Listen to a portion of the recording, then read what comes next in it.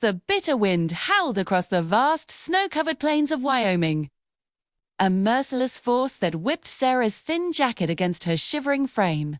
Each gust felt like 1,000 icy needles piercing her skin, and the world around her had dissolved into a disorienting swirl of white. Her car, a dark, useless lump a few hundred yards back, had given up the ghost an hour ago, its engines sputtering into a final, definitive silence.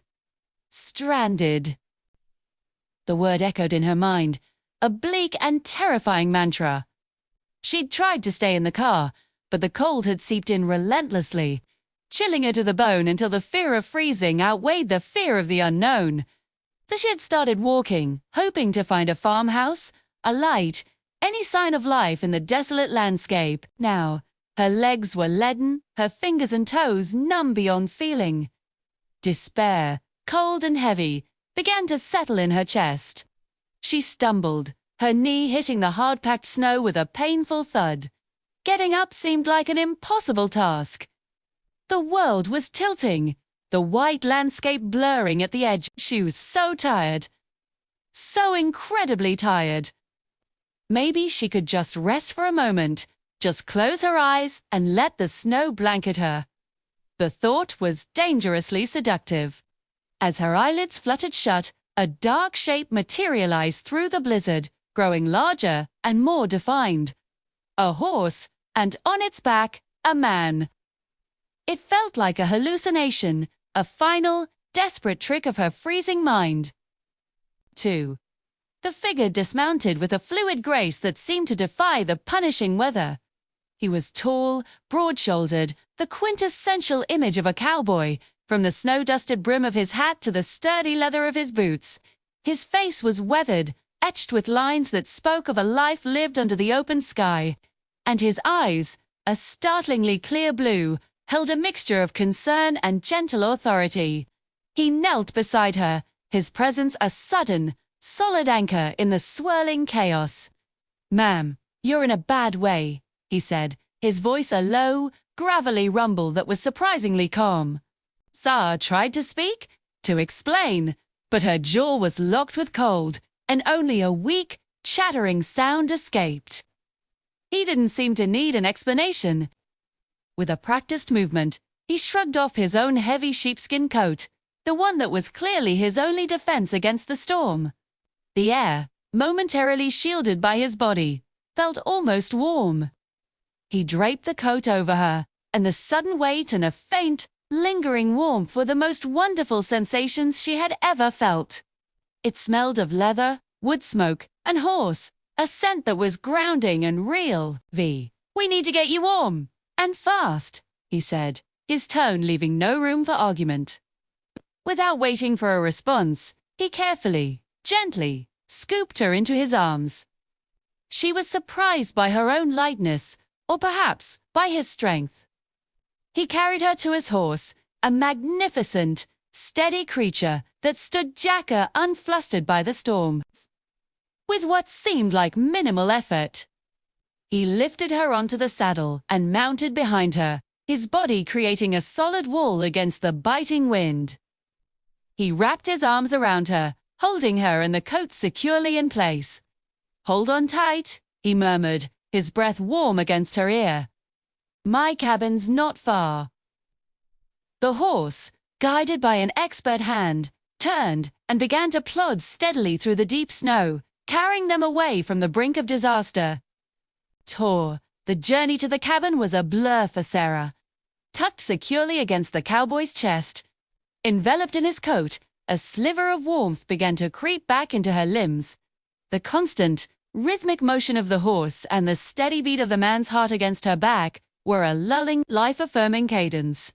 She drifted in and out of consciousness, her world reduced to the feeling of safety and the sound of the wind.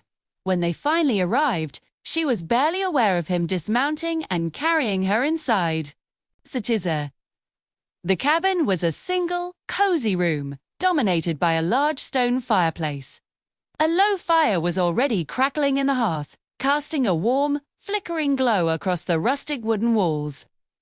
The man, whose name she would later learn was Jake, set her down gently in a large, worn armchair near the flames. He moved with a quiet efficiency, stoking the fire until it roared to life, its heat beginning to push back the invasive chill that had taken root deep in her bones.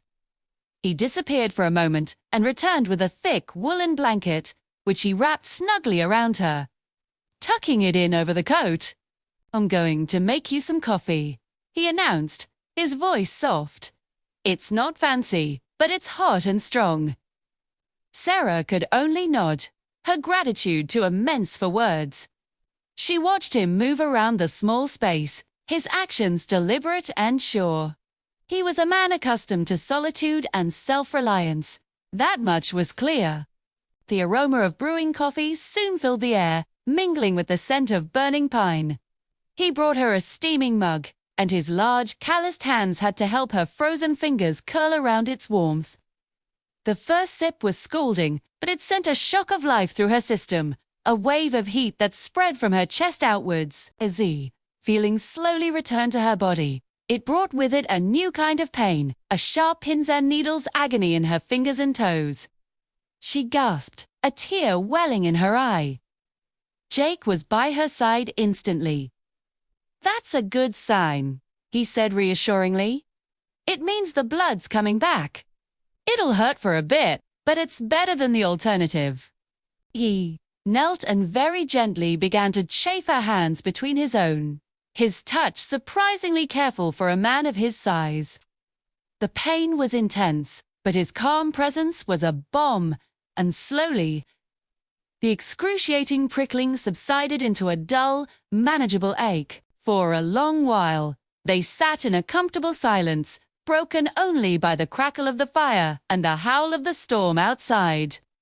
The cabin felt like a sanctuary, a tiny, impregnable fortress of warmth and safety against the brutal Wyoming winter. Sarah, cocooned in blankets, finally found her voice. "You saved my life," she whispered, the words sounding inadequate. He just looked at her, his blue eyes crinkling at the corners. "Put a holiday." "Anyone would have done the same, ma'am." Sarah knew that wasn't true. Not everyone would have ridden out into a blizzard. Not everyone would have given a stranger the coat off their back. "I'm Sarah," she said, managing a small, weak smile. "I'm Jake," he replied, his own lips curving into a shy smile that transformed his rugged face. He explained that he'd been out checking on his fences and a few stray cattle when he'd spotted her car. And then, her small, dark figure struggling through the snow. "Figured you weren't out for a winter stroll," he'd said with a dry understatement that made her laugh, a sound that felt rusty and foreign. They talked for hours as the storm raged on. She told him about her life in the city, her job as a graphic designer, and her ill-fated decision to take a scenic route on her cross-country drive.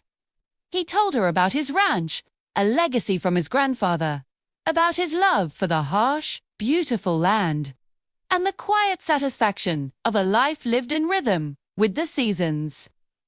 He was a man of few words, but each one was chosen with care, painting a picture of a life so different from her own, yet one she found herself inexplicably drawn to. As the night wore on, the storm began to subside, its fury giving way to a soft, steady snowfall. Jake made a simple dinner of stew from a pot that had been simmering on the back of the stove.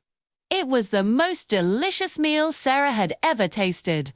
He insisted she take his bed, a simple cot in the corner, while he settled into the armchair by the fire, claiming he was more comfortable there anyway.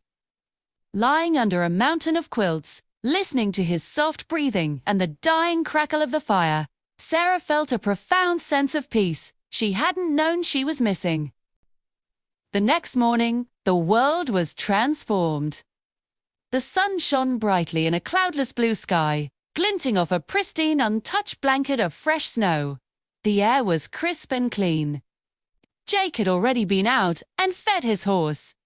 He'd also, to her amazement, managed to dig out her car and, with some tinkering, get the engine to start. "Old cars just don't like the cold," was his simple explanation. When it was time for her to leave, a strange sadness settled over her.